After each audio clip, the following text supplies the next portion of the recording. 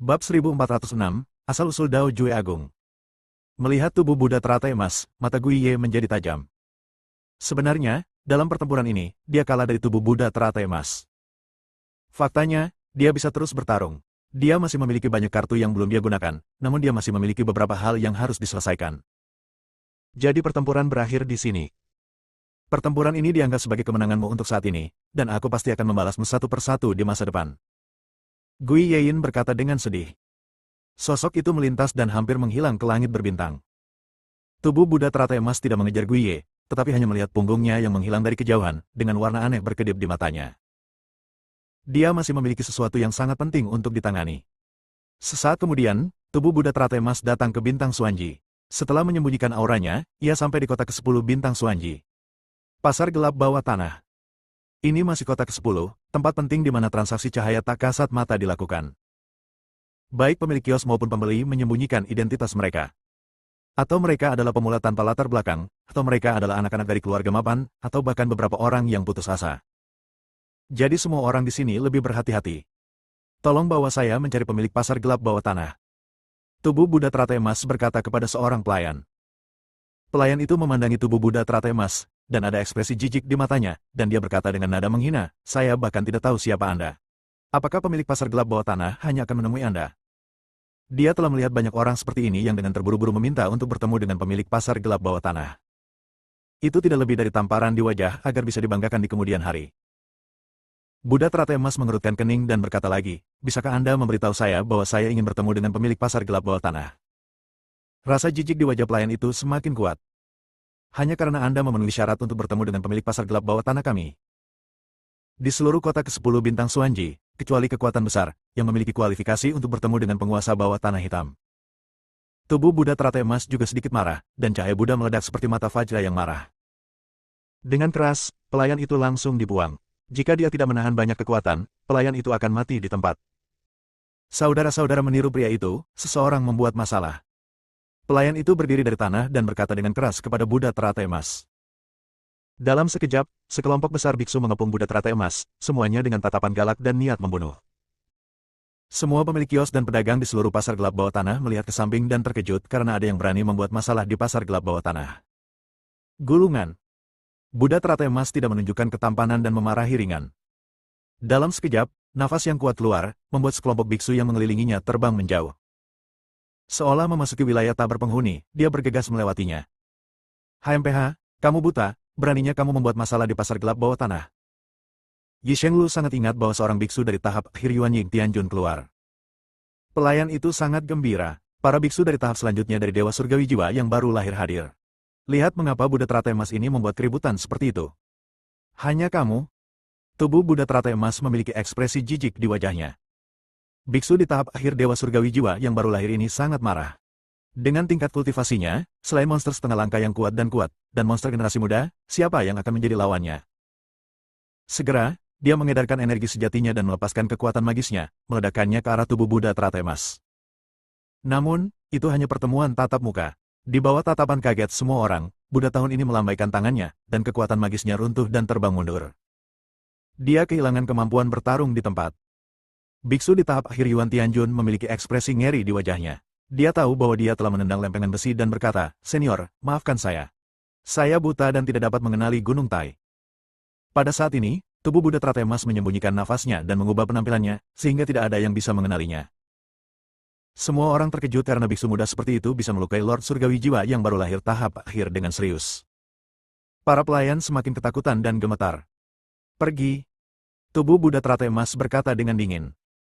Seolah-olah dia telah menerima amnesti, pelayan itu berguling-guling karena kencing. Pada titik ini, tidak ada yang menghentikannya, dan tubuh Buddha teratai emas langsung menuju ke tempat tinggal orang-orang pasar gelap bawah tanah. Siapa kamu? Secara alami, dia tahu apa yang terjadi di luar. Ini adalah pertama kalinya pemilik alam bawah tanah hitam melihat tubuh Buddha teratai emas. Ternyata satu tubuh dan asal-usulnya sama. Ini mengejutkanku. Aku khawatir tidak ada yang akan mempercayai apa yang aku katakan.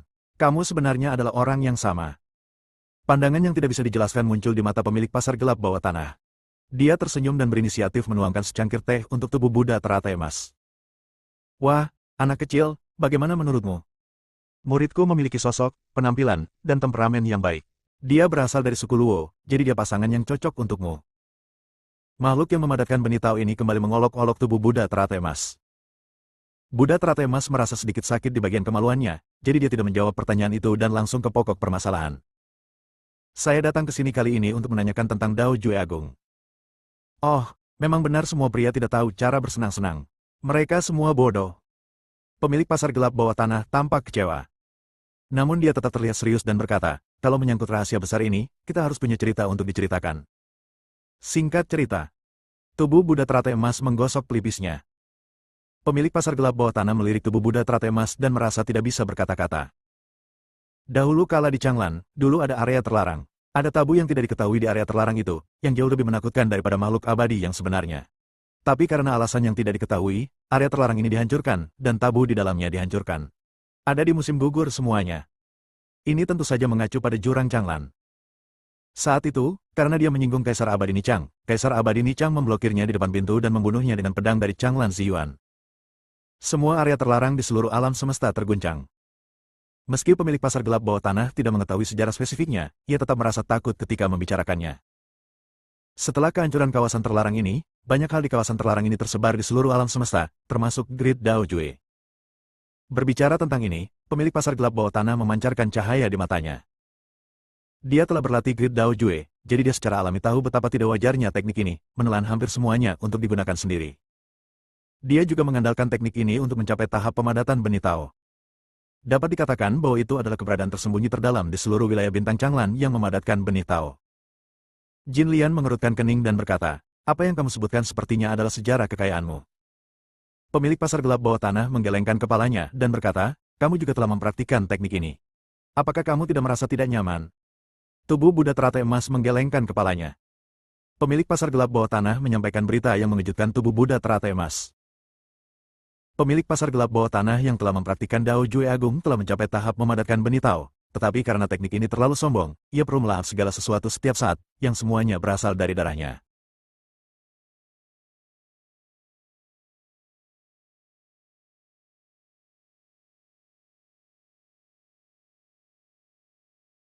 Bab 1407, Bencana di Paviliun Taichang. Pemilik pasar gelap bawah tanah harus terus melahapnya agar dirinya tidak termakan oleh teknik ini. Karena itu, pemilik pasar gelap bawah tanah mengeluarkan keringat dingin di dahinya. Selama ribuan tahun, Dao Jue telah menyiksanya hingga hidup lebih buruk daripada kematian. Alis Buddha teratai emas berkerut semakin dalam. Dewa ini tidak mengalami fenomena ini saat mempraktikkan teknik berdasarkan Dao Jue ini. Mungkinkah ada yang salah dengan Dao Jue yang dipraktikkan oleh penguasa pasar gelap bawah tanah? Katakan padaku rumus Dao Jue yang kamu latih. Jalan tubuh Buddha teratai emas. Menanyakan kepada orang lain tentang teknik kultivasinya adalah hal yang tabu dalam dunia kultivasi, dan satu kesalahan dapat mengakibatkan kematian. Tetapi pemilik pasar gelap bawah tanah tidak seperti ini, dan ini bukan karena alam tubuh Buddha teratai emas lebih rendah dari miliknya, tetapi karena dia adalah rekannya. Setelah mengucapkan rumus Dao Jue Agung, tubuh Buddha teratai emas tiba-tiba terkejut. Tentu saja, ada perbedaan besar antara Dao Jue yang dipraktikkan oleh pemilik pasar gelap bawah tanah dan Dao Jue yang saya praktikkan di babak kedua. Yang pertama penuh dengan kekerasan dan melahap, sedangkan yang kedua relatif lebih ringan. Sosok Buddha teratai emas sepertinya memikirkan sesuatu, dan matanya tiba-tiba menjadi cerah. Dao Jue yang saya latih seharusnya berasal dari tangan Kaisar Abadi Nichang, dan Dao Jue lah yang ditingkatkan oleh Kaisar Abadi Nichang menggunakan metode Kaisar Abadi. Dao Jue yang dipraktikkan oleh pemilik pasar gelap bawah tanah adalah versi asli yang disimpulkan dari keberadaan terlarang Changlan Abyss. Begitu, aku tahu alasannya. Buddha teratai emas mendengarkan tindak lanjut dari kedua Dao Jue, dan berpikir dalam hatinya, versi asli Changlan Abyss memang sombong. Untungnya, apa yang dia dapatkan ditingkatkan oleh Kaisar Abadi Nichang.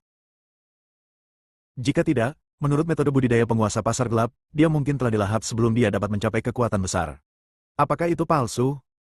Pemilik pasar gelap mengerutkan kening dan memandangi tubuh Buddha teratai emas. Bukan palsu, hanya versi yang berbeda. Anda juga tahu di mana Changlan Abyss berada. Dao Jue Agung yang berasal dari sana dikatakan sebagai teknik abadi, tetapi lebih baik dikatakan itu adalah teknik budidaya iblis. Meskipun dapat dengan cepat meningkatkan kekuatan dalam waktu singkat waktu, rasa sakit melahapnya juga sangat parah. Pemilik pasar gelap semakin mengernyit ketika mendengar ini. Akibatnya, masalah ini tidak mudah untuk ditangani. Dia awalnya ingin menggunakan paruh kedua Dao Jue untuk mewaspadai tubuh Buddha teratai emas, sehingga tubuh Buddha teratai emas akan berhutang budi padanya. Siapa sangka mereka berdua tidak membudidayakan jenis budidaya yang sama. Dampak buruknya semakin parah akhir-akhir ini, dan para pemilik pasar gelap ingin menggunakan metode lain untuk menekannya. Jika saya membangun kembali Dao Jue sekarang, apakah akan ada perubahan? Pemilik pasar gelap mengatakan ini seolah-olah dia bertanya tentang tubuh Buddha teratai emas dan juga seolah-olah dia bertanya pada dirinya sendiri. Tidak diketahui, penguasa pasar gelap telah mempraktikkan metode ini sejak lama. Bahkan jika dia telah menguasai Dao Jue Aiden saat ini, berat badannya sudah turun dan dia tidak dapat menyingkirkan kejahatan nafsu. Esensi dan darah. Tubuh Buddha teratai emas ingin memahami Dao Jue Agung, tetapi pemilik pasar gelap terlalu sombong dan dia tidak berani mencobanya. Pada akhirnya, pemilik pasar gelap mengizinkan Buddha teratai emas pergi. Sebelum pergi, dia memberi Aiden peta di dekat lautan Dewa Iblis. Ketika nenek moyang Iblis Surgawi meninggal, masih ada rahasia tak ternilai di istana Iblis Surgawi yang belum digali. Kamu harus pergi dan melihat-lihat. Buddha teratai emas tersenyum dan mengambil barang-barang itu. Dia tidak tahu situasi Laut Iblis. Saya khawatir banyak formasi telah dipasang di sana, tunggu saja sampai dia lewat. Orang-orang tua itu hampir menghancurkan Laut Dewa Iblis, dan mereka sangat marah sehingga mereka tidak dapat menemukan berita apapun. Harta karun apa yang tersembunyi di sana yang membuatku begitu membenci kehidupan? Pemilik pasar gelap tersenyum, tidakkah kamu akan mengetahuinya begitu kamu mengetahuinya? Buddha teratai emas mengucapkan selamat tinggal padanya, lalu berjalan ke arahnya sambil menyembunyikan nafasnya. Di sisi lain, Dewa Sejati akhirnya tidak bisa menahan diri dan ingin mengambil tindakan terhadap Paviliun Taichang, dan telah mengepung Paviliun Taichang luar dan dalam. Gu Qianqiu berdiri dan melihat ke bawah dari tempat tinggi. Di belakangnya ada beberapa murid sejati. Saya khawatir sesuatu akan berubah di Paviliun Taichang. Bisakah Anda mengetahui berapa banyak orang yang ada di luar pintu? Murid sejati membungkuk dengan hormat. Kami telah mengumpulkan murid dari Istana Xingyu, Sekte 10.000 Dewa, Lembah Pemakaman Dewa, Sekte Iblis Delusi, Klan Kerajaan Kuan, dan tidak kurang dari 30 orang kuat. Angka ini tidak terdengar bagus, tapi Gu Qianqiu hanya sedikit mengernyit. Murid Paviliun Taichang telah hilang selama 7 hari berturut-turut. Untuk membasmi anggota Zuxian, Dewa Sejati hampir mengeluarkan perintah kematian. Kemanapun dia pergi, kehidupan dihancurkan, tidak ada seorang pun yang hidup. Rencana untuk membunuh yang abadi secara bertahap muncul karena para pengkhianat, dan orang-orang kuat yang mati semuanya menunjukkan otoritas dari 14 Dewa Sejati. Bahkan jika seseorang ingin menyelamatkan, mereka tidak berdaya. Tidak ada seorang pun yang ingin berakhir dengan kematian yang buruk. Tuan, apakah Paviliun Taichang akan mati hari ini? Kata-kata murid sejati mengungkapkan kekhawatiran Gu Qianqiu. Tidak, Paviliun Taichang pasti akan aman dan sehat hari ini. Seseorang akan mengatur formasi. Gu Qianqiu melambaikan lengan bajunya dan memberikan perintah, dan semua murid Paviliun Taichang menanggapi dengan keras. Kita akan hidup dan mati bersama Paviliun Taichang. Gelombang demi gelombang momen mengejutkan. Di luar gerbang Paviliun Taichang, beberapa kekuatan besar siap bergerak, dan pengkhianat Tian Jue Dang Neng tidak bisa dihindari. Mari kita mulai. Rupanya semua orang tidak bisa menunggu lebih lama lagi. Mengapa Paviliun Taichang membutuhkan begitu banyak orang? Pemimpin Istana Xingyu mendengus dingin. Kekuatan Paviliun Taichang tidak sebaik kekuatan super itu. Bukankah hanya masalah pencekikan jika mengirim salah satu dari mereka saja? Bagaimana Anda bisa membuat keributan dan bertahan melawan 5 kekuatan besar? Datang ke sini untuk menyiksaku. Paviliun Taichang masih menyembunyikan orang-orang berbakat dan orang asing. Bahkan 15 makhluk abadi masih memiliki rasa kagum. Sen, pemimpin dari 10.000 Dewa Sekte, menatap mata perkasa Tian Jue. Tian Jue yang maha kuasa memimpin dalam menggunakan gerakannya, mencoba menghancurkan gerbang Paviliun Taichang dengan satu serangan. Sayangnya, ada suara di telinganya, dan dia memblokir gerakannya tepat setelah dia mengumpulkan kekuatan. Semuanya ada di sini. Gu Qianqiu tersenyum lembut dan dengan mudah menyelesaikan gerakan Tianju yang paling kuat. Ternyata itu kamu. Kami mengira orang yang datang menyambut kami adalah seorang raksasa. Tanpa basa-basi lagi, kenapa kamu tidak menyerahkan sisa-sisa eksekusi abadi? Segera setelah seorang penganut Tao yang kental selesai berbicara, dia melambaikan tangannya dan menjentikkan jarinya, dan terjadilah ledakan serangan kritis. Terdengar ledakan keras, dan sebuah lubang besar tercipta di pintu Paviliun Taichang. Gu Qianqiu berdiri di depan pintu dengan wajah tertutup debu. Jika kamu ingin menyentuh Paviliun Taichang milikku, kamu harus melewatiku terlebih dahulu. Gu Qianqiu mengertakkan gigi, seluruh tubuhnya gemetar, berteleportasi, dan tiba-tiba sebuah pengocok muncul di tangannya. Beberapa orang kuat melihatnya dan tertawa serta mengejek. Paviliun Taichang takut tidak akan ada penerus, jadi saya menemukan lalat debu untuk digunakan sebagai senjata bagi Gu Qianqiu. Tentu saja, ejekan adalah ejekan, kekuatan Gu Qianqiu juga sangat berbeda dari orang-orang kuat ini. Jika mereka tidak memiliki keabadian sejati yang tersembunyi di belakang mereka, mereka tidak akan begitu sombong. Disebut apakah ini? Seekor anjing bertarung melawan kekuatan manusia. Semua orang tertawa, tetapi hanya makhluk abadi sejati yang tersembunyi di lembah pemakaman dewa yang melihat dengan jelas asal-muasal kocokan itu. Kocokan pilihan ilahi. Ini adalah senjata ilahi yang diberkati dengan kekuatan hukum. Ia lahir 10.000 tahun yang lalu. Awalnya benda itu ada di bintang Taibai. Entah bagaimana, ia dipindahkan ke wilayah bintang Changlan dan disempurnakan menjadi senjata oleh Kaisar Abadi. Bab 1408, Sajak yang kuat dan cambuk-cambuk. Kini setelah muncul di tangan Gu Qianqiu, membuat orang sedikit penasaran. Hahaha, menghancurkan pavilion Taichang hanya tinggal menjentikan jari kita. Master Agung dari 10.000 Dewa Sekte mencibir. Mereka tidak percaya bahwa konsumsi energi selama 30 tahun akan bertahan selamanya. Tentu saja, jika Gu Qianqiu benar-benar menunjukkan kekuatannya, orang-orang kuat ini mungkin akan menarik kembali kata-katanya, kamu bisa mencobanya.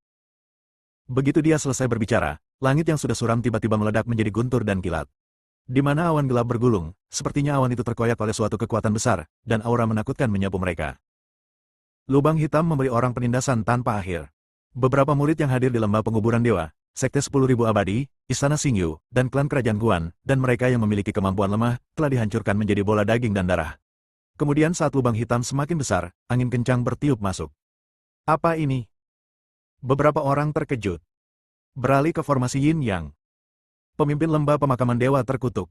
Arai Yin Yang ini adalah produk dari hukum ruang angkasa. Semakin banyak orang dalam arai, semakin kuat arai tersebut. Seperti namanya, ia merobek lubang hitam di langit dan dapat menelan segala sesuatu di sekitarnya, lalu menelannya. Benda tersebut dipindahkan ke ruang lain. Tidak, pavilion Taichang ingin melarikan diri. Pemimpin dari 10.000 Dewa Sekte bereaksi dan berteriak, sementara orang kuat lainnya bersiaga. Hentikan formasi dengan cepat. Yang berkuasa mengambil tindakan bersama. Untuk sesaat, api, ledakan, guntur dan kilat, tanaman merambat, boneka, dan monster menyapu seluruh tempat, membuat suasana menjadi kacau, dan mereka semua menyerang pavilion Taichang. Murid dari beberapa kekuatan besar juga bergerak serempak, mengaktifkan formasi. Ribuan pedang terbang ke udara, siap untuk berangkat. Semua titik pedang diarahkan ke aula dalam pavilion Taichang, tempat formasi didirikan. Dalam kekacauan tersebut, Gu Qianqiu telah bertukar banyak pukulan dengan beberapa orang kuat yang pernah bertarung sebelumnya, namun Gu Qianqiu dengan mudah menghancurkan mereka hanya dengan satu orang. Bukan karena dia tidak membunuh semua orang, tapi hanya untuk menunda waktu. Aku tidak menyangka kamu begitu tertutup. Para pemimpin dari 3 sekte, 2 penguasa kuat dari Taoisme kental, dan beberapa lainnya bergiliran menyerang, tetapi yang lain akan kewalahan dan penuh luka. Pavilion Taichang sedang bergerak, saya khawatir ini akan menjadi buruk. Fu Seng melihat ke tempat itu dengan api yang membumbung ke langit di kejauhan dan meratap. Jika kamu tidak bisa mati, bagaimana mungkin Pavilion Taichang menjaga rahasia hukum surga dan jatuh begitu mudah? Buddha teratai emas memandang dengan mata yang dalam, sangat yakin bahwa selama Gu Qianqiu ada, Pavilion Taichang akan aman dan sehat. Kaisar Wang Quan tidak ikut serta. Dia hanya mengamati pergerakan dalam kegelapan dan memicingkan mata ke arah pria Gu Qianqiu. Orang ini biasanya tidak menonjolkan diri, tetapi dia telah bertarung melawan beberapa orang yang berkuasa dan di atas ratusan kali, dan dia masih stabil dan tidak diganggu. Klan Kerajaan Guan mengirim sekelompok murid ke sana. Hanya satu dari guru besar yang pergi ke sana, dan kamu juga tidak pergi. Kamu benar-benar tidak ingin memberikan wajah kepada orang-orang tua itu. Gary juga memilih untuk mengamati secara diam-diam. Tujuan kunjungannya sederhana saja, untuk makan besar. Jangan mengira aku tidak tahu apa rencanamu. Ketika keluarga kerajaan dan Biksu Fu Seng bertempur di Gary, kamu ada di sana untuk mengambil bagian, dan kamu masih menggunakan trik ini sekarang. Kaisar Wang Quan mendengus dingin. Keduanya tidak ada hubungannya satu sama lain, mereka hanya datang ke sini untuk menonton pertunjukan. Kejutan ini agak saling balas, dan penerusnya tidak mengatakan apa-apa. Di sisi lain pavilion Taichang, dunia tergerak, dan lubang hitam semakin besar. Dengan daya tarik yang tak ada habisnya, seluruh pavilion Taichang perlahan bangkit di bawah pengaruh formasi. Percikan petir, awan, angin, hujan dan kabut, monster mengaum, kebakaran hutan menyebar, seluruh pavilion Taichang berada dalam kekacauan, tetapi pavilion Taichang tetap stabil. Gu Qianqiu melemparkan kocokannya ke udara, dan kocokannya langsung menjadi 100 kali lebih besar. Dia mengibaskan janggut panjangnya seperti cambuk perak berduri dan menyerang murid-murid lembah pemakaman dewa dengan keras. Hanya dengan satu gelombang, itu membawa angin yang tak terhitung jumlahnya, dan sebagian besar murid terpotong di bagian pinggang. Mata mereka melebar dan mereka menatap tubuh yang terpisah tanpa merasa takut. Sajak yang kuat dan cambuk, gerakan kedua, menyapu ribuan tentara. Gu Qianqiu cukup nyaman menggunakan kocokan ini, bisa lembut atau keras, kuat dan lembut, suatu saat berubah menjadi pisau untuk membunuh banyak orang, dan saat berikutnya berubah menjadi tali fleksibel untuk menjerat lawan. Para pemimpin Sekte 10.000 Abadi dan Lembah Pemakaman Dewa sedikit kewalahan dengan gerakan aneh Gu Qianqiu, jadi mereka memilih untuk menghentikan serangan jarak dekat dan bersiap untuk serangan diam-diam dari jarak jauh. Kekuatan besar Tianjue sedang menyaksikan pertempuran. Dua keterampilan Tao yang kental telah melewati 300 gerakan dengan Gu Qianqiu. Ketiganya tampaknya sama-sama serasi, dan momentumnya seperti api dan air. Tanpa diduga, Gu Qianqiu mengelak saat ini dan tiba di depan Tian Jue yang maha kuasa. Dia melihat telapak tangan Gu Qianqiu dipenuhi api, dan dia melambaikan telapak tangannya untuk membelah angin. Tian Jue, karena kamu telah mengkhianati, kamu harusnya tahu harganya. Dengan serangan telapak tangan ini, retakan puluhan meter tercipta di seluruh tubuh Tian Jue.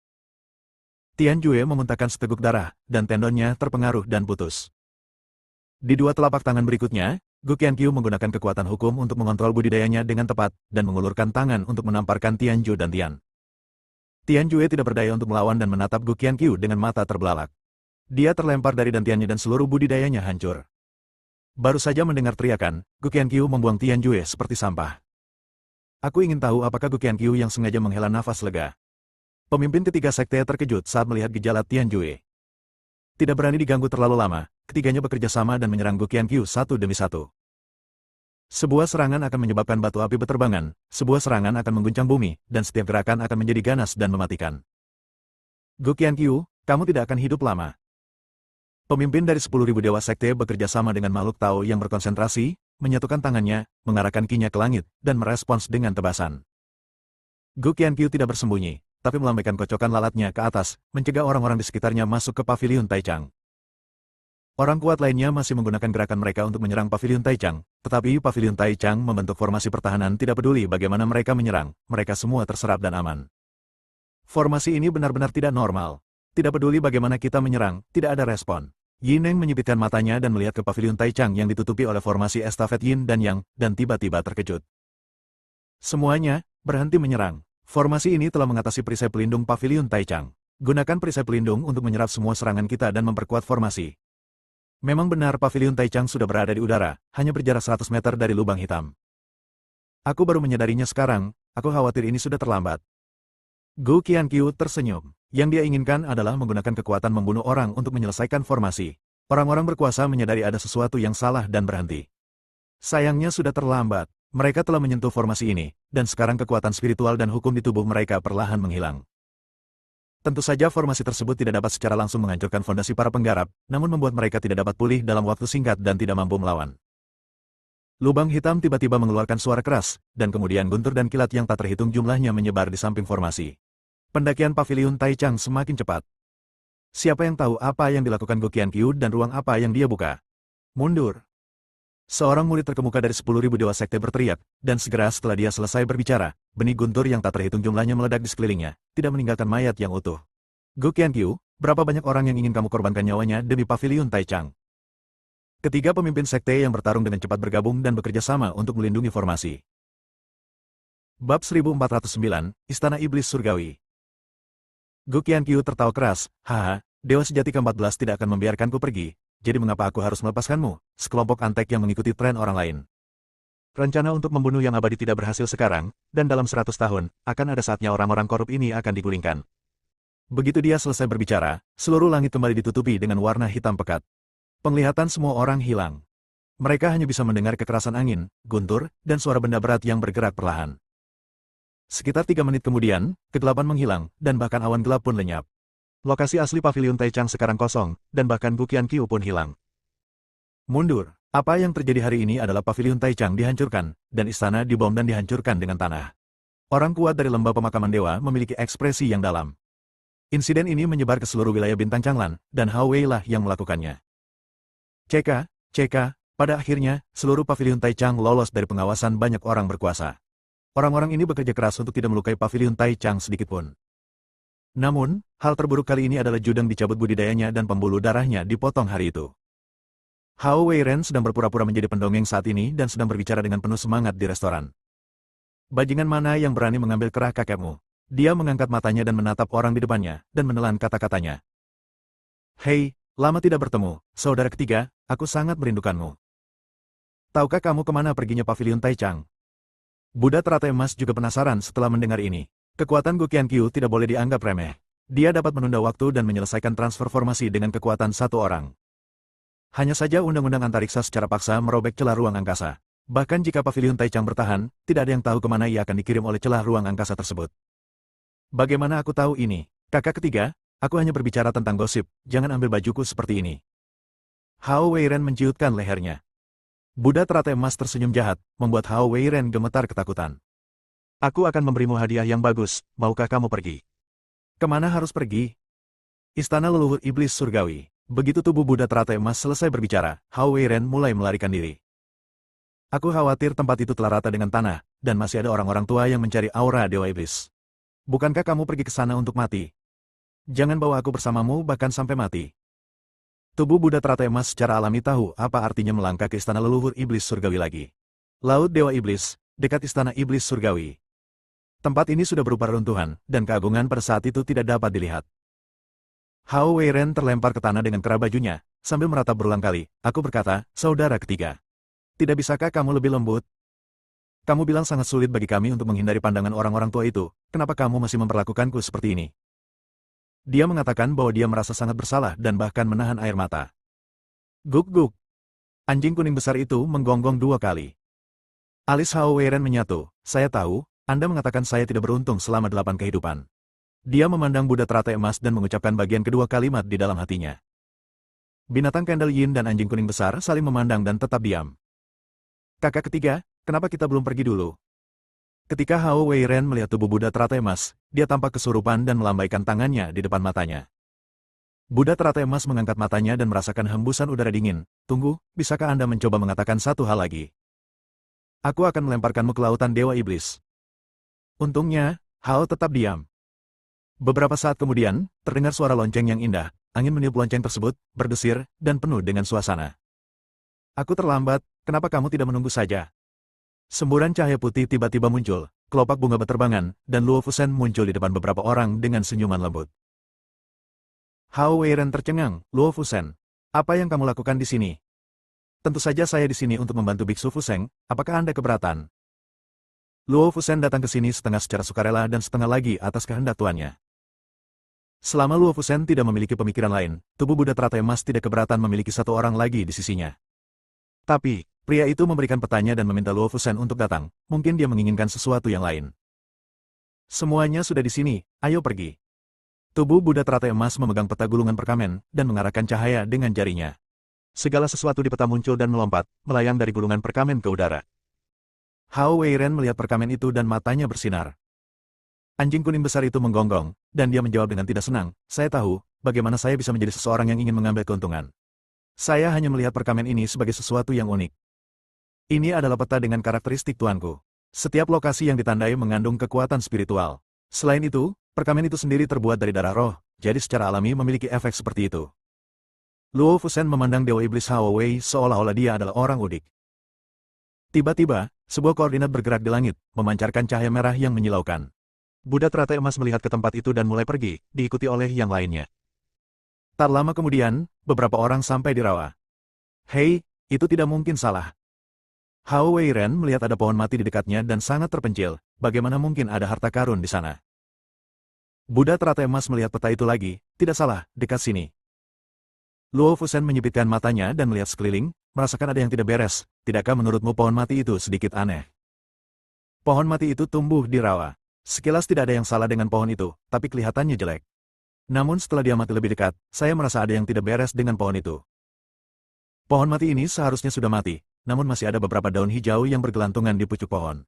Saat saya melihat lebih jauh, tiba-tiba saya menyadari bahwa pohon ini tidak memiliki akar dan memiliki kaki manusia. Bukan, tepatnya, tulang dengan daging busuk. Tidak baik. Minggir.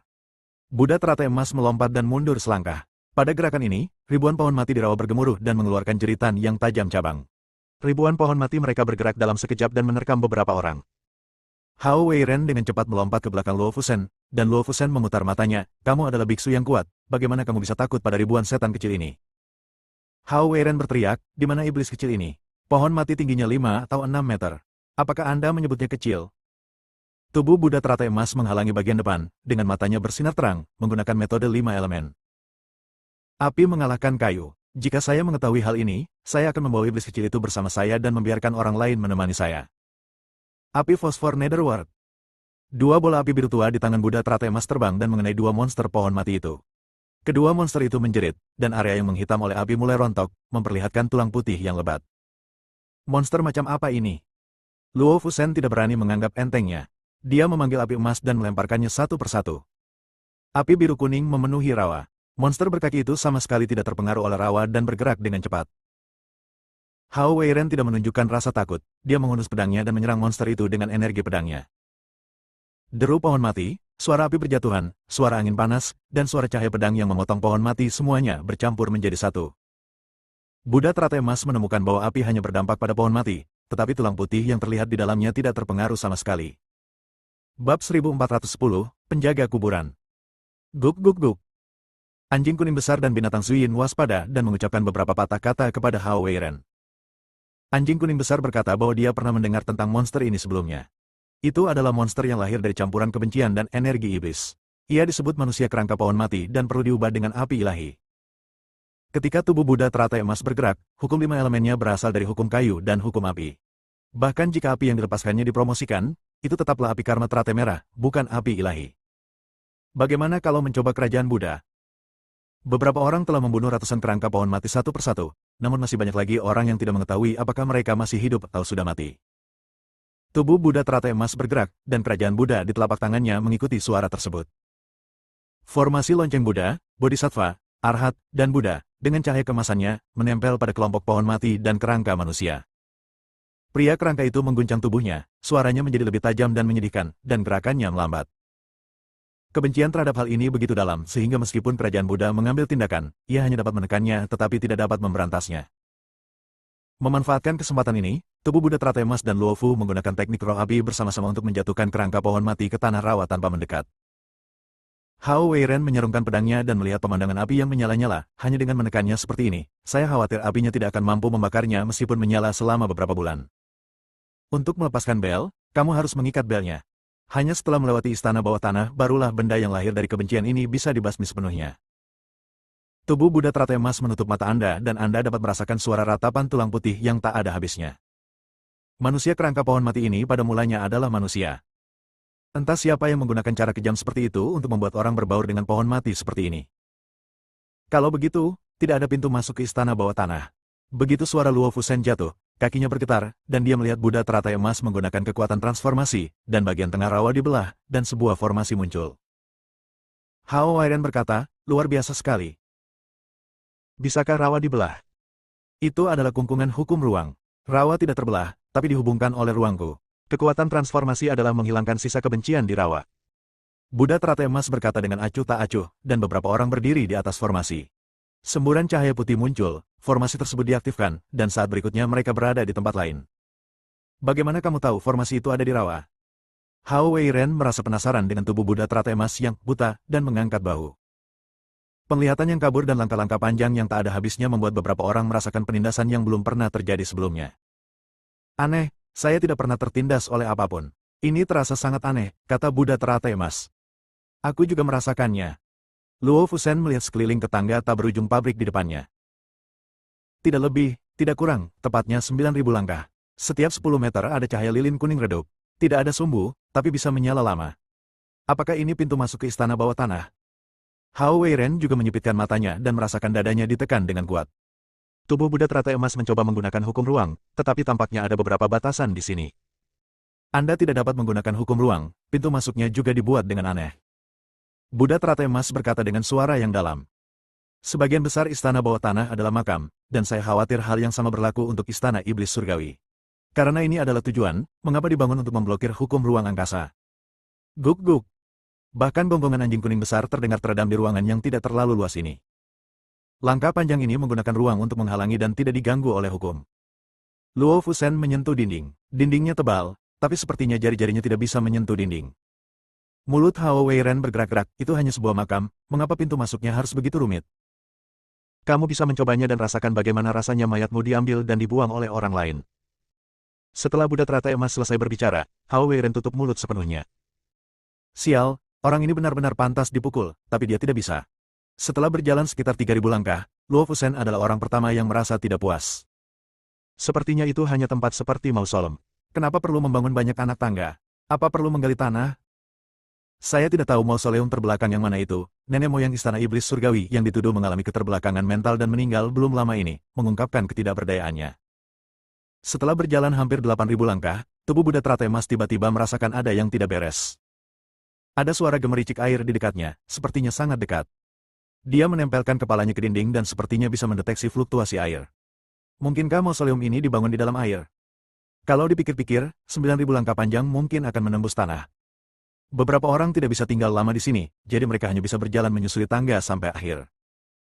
Di ujungnya berdiri sebuah pintu batu besar, terdapat garis tipis kecil pada jahitan pintu batu tersebut, dan terdapat ruang untuk bola di dekat gagang pintu. Ada sebuah tablet batu di tanah yang bertuliskan, non-anggota suku iblis surgawi tidak diperbolehkan masuk. Kalau begitu aku ingin masuk dan melihat. Gumam Hao Wei Ren dan mengulurkan tangannya untuk membuka pintu. Jangan bergerak. Dengan tulisan, tubuh Buddha teratai emas, beberapa orang memperhatikan sesuatu. Dengarkan baik-baik, terdengar seperti anak kecil menangis, suaranya sangat tipis. Di belakang kita. Segera setelah saya berbalik, saya melihat selusin makhluk mirip kerangka mendekat, dengan tangisan anak-anak keluar dari mulut mereka, seolah-olah untuk memperingatkan para penyusup. Buddha teratai emas melompat untuk memberi ruang. Sini senjata surgawi. Dengan ledakan yang tiba-tiba, benda-benda itu hancur berkeping-keping, seolah-olah belum pernah muncul sebelumnya. Saya khawatir ini adalah roh penjaga makam yang diatur di sini oleh leluhur istana iblis surgawi. Tubuh Buddha teratai emas mengikuti dewa dan juga dikaitkan dengan banyak pengetahuan. Jadi saya segera memikirkannya. Bagaimana mungkin itu suara tangisan anak kecil? Hao Wei Ren mengerutkan kening dan mengayunkan pedangnya untuk membunuh kelompok lainnya. Untungnya, tidak ada serangga mayat di pintu masuk istana bawah tanah. Jika tidak, cairan hijau akan tetap ada setelah dimusnahkan, dan baunya akan sangat menyengat.